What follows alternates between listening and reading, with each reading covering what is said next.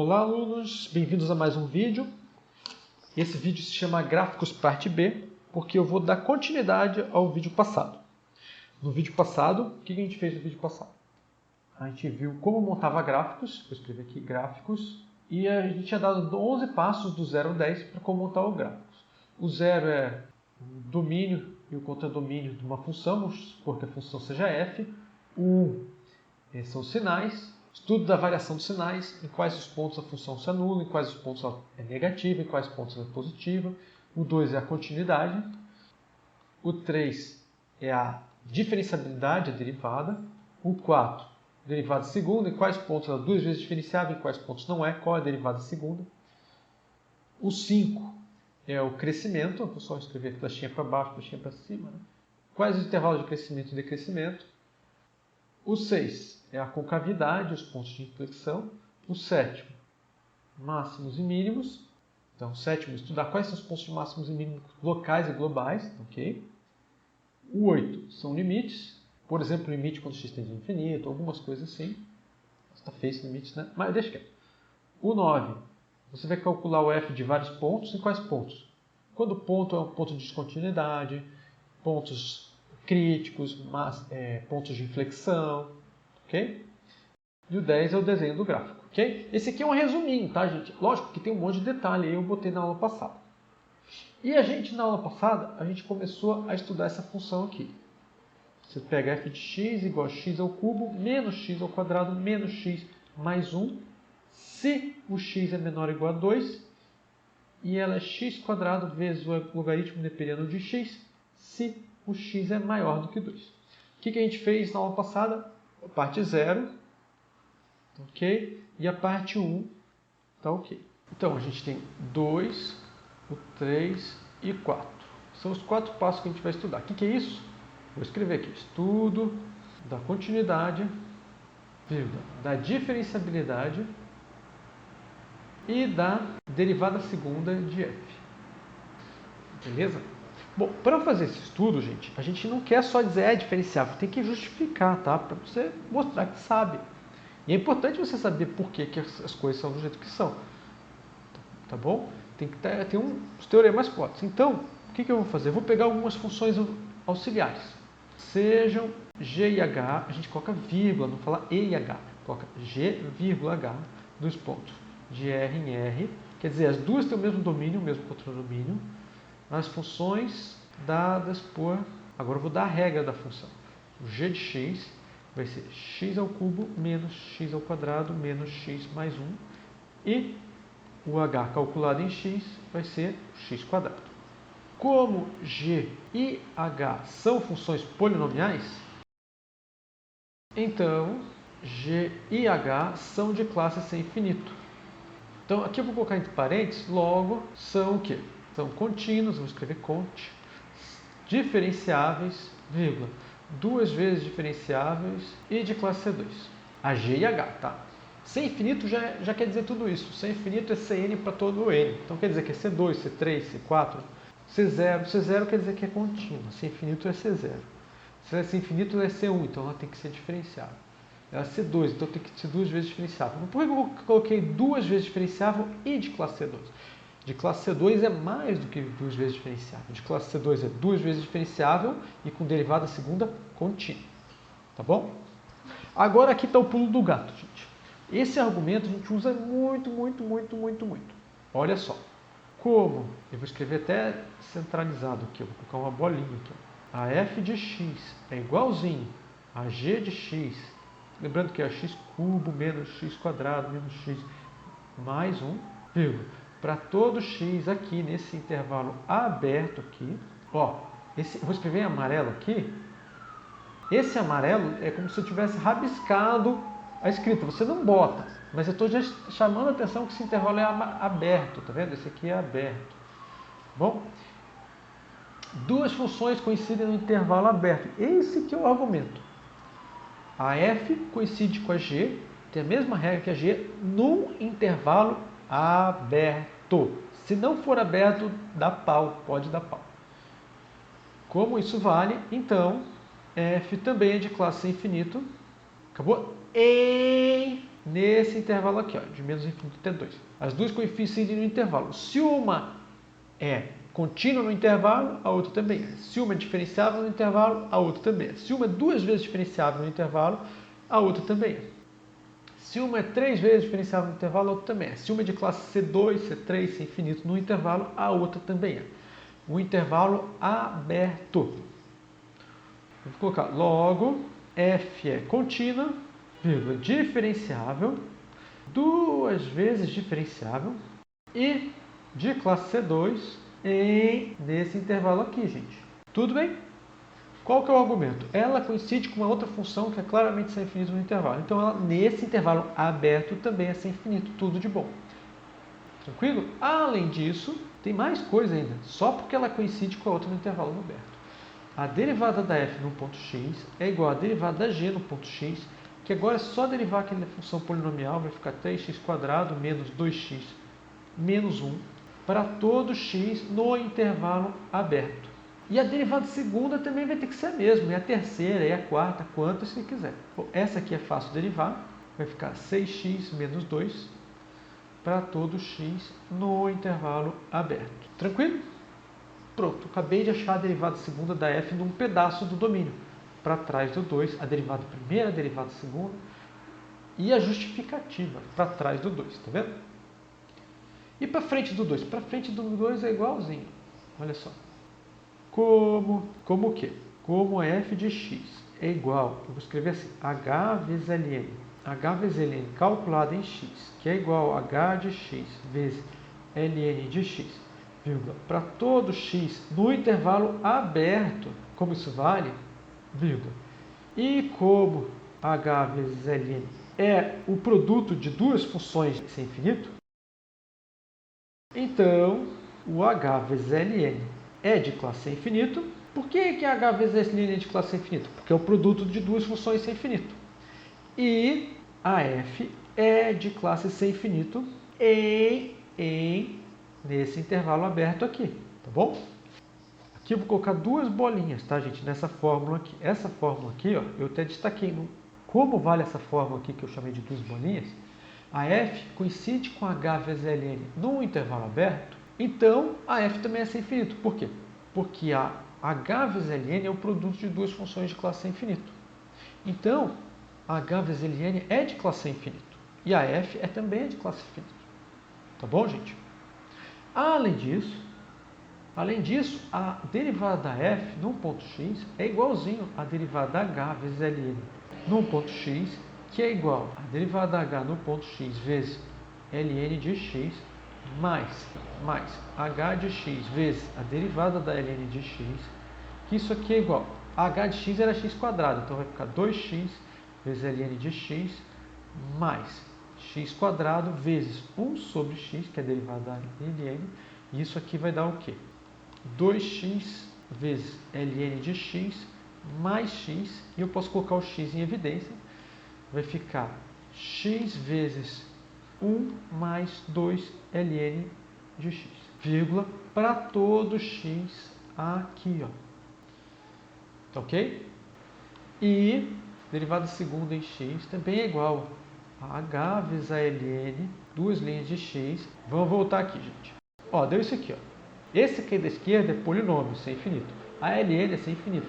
Então, eu posso aplicar a regra do produto sem medo, que é tudo sem infinito. Não tem ponto que eu tenho que ficar vendo. É só aplicar a regra do produto nesse caso.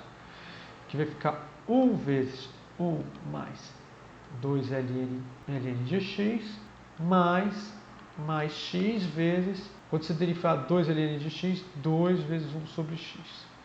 Isso aqui vai ficar 1 mais 2 ln de x, quando você, esse aqui cancela, mais 2, e isso aqui vai dar igual a 3 mais ln de x para todo x no intervalo aberto de dois intervalos infinitos. E eu vou parar para fazer duas justificativas. A primeira justificativa eu vou fazer aqui, 1.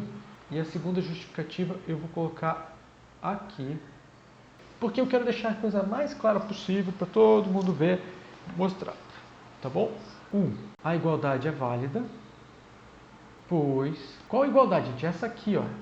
que é a derivada, eu estou usando a regra do produto. Quando que eu posso usar a regra do produto? Quando as duas funções são diferenciáveis num produto. A igualdade é válida, pois tanto h como ln são funções diferenciáveis. Portanto, vale a regra do produto. E a igualdade em 2? A igualdade 2, eu vou escrever assim. A igualdade é obtida aplicando a regra do produto na função. Qual função? A gente aplica agora na função h vezes ln linha, vírgula, que é o produto de duas funções diferenciáveis. Quais funções? Se você fizer h vezes ln linha, ela vai dar a função identidade vezes a função constante 1 mais 2 vezes a função ln. Isso aqui é um produto de funções. Esse aqui não é o número 1. Deixa eu chamar a atenção. Função constante 1. Escreve igualzinho, mas é um abuso da linguagem, é a função constante 1. Tudo bem? Então, por isso a igualdade 2 é válida. Tá? Você obtém ela aplicando o produto, a regra do produto. Bom, vamos voltar aqui. O que a gente tem? Por enquanto, sabemos que a gente sabe que f é de classe C2 nesse conjunto todo aqui, ó, de menos infinito até 2 aberto, união de 2 até mais infinito aberto e mais. E a f' de x, o que ela vai ser?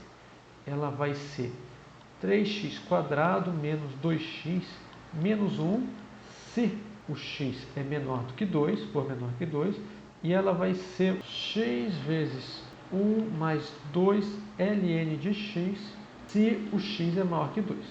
E tem a fórmula da derivada segunda até agora. A derivada segunda de f no ponto x, ela vai ficar 6x menos 2, se o x for menor do que 2, e ela vai ficar 3 mais 2 ln de x, se o x for maior do que 2. Foi isso que a gente teve.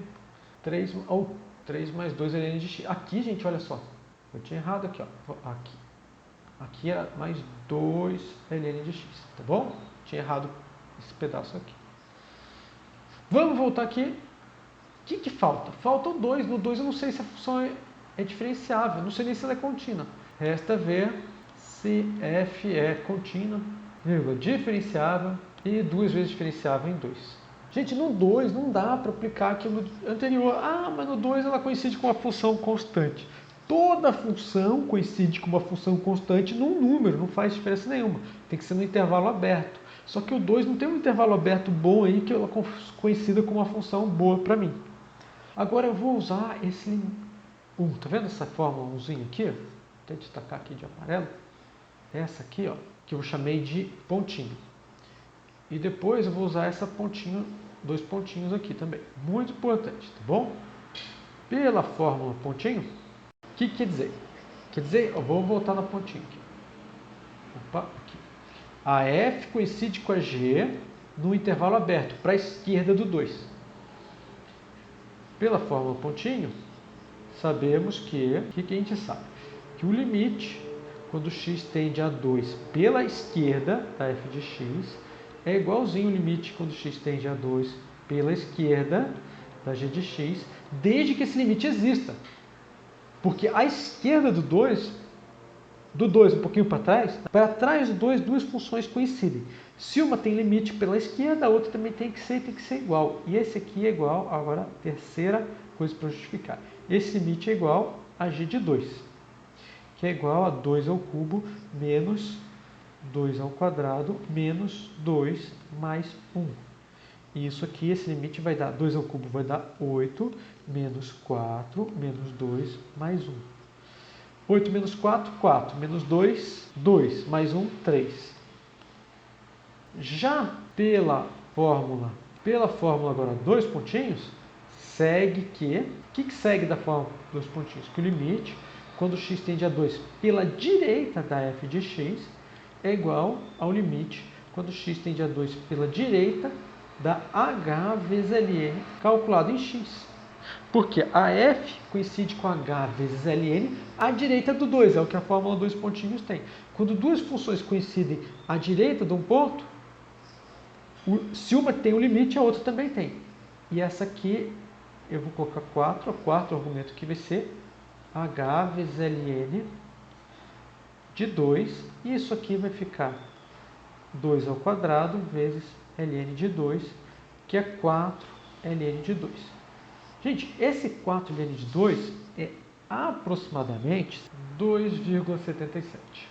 Gente, você não precisa disso nesse momento, mas mais para frente é bom a gente ter uma noção, tá? Não é 2,77, aproximadamente. Aqui a gente tem que ser exato, ok? Como o limite, quando x tende a 2 pela esquerda da f de x, é diferente do limite quando x tende a 2 pela direita da f de x, então a f não é contínua em 2. Porque se ela fosse contínua, os limites teriam que existir. Então, teria que, pela esquerda e pela direita tem que ser iguais. Ok? Bom, logo, f não é diferenciável em 2 e nem 2 vezes diferenciável em 2. Né? Porque se ela fosse para ser 2 vezes, tem que ser uma vez primeiro, né, gente? Tá bom? Vou melhorar esse 2. Bom, vamos fazer o argumento. O 3, gente, qual que é o 3 aqui? Só lembrar esse aqui. Essa é a igualdade de 3. Por que vale essa igualdade aqui? Porque a função g é contínua em 2. Só vou colocar aqui 3. A igualdade é válida, pois g é contínua em 2. Então, quando a função é contínua no ponto, é só substituir. A 4 é a mesma coisa. H vezes ln é contínua em 2, só substituir no limite.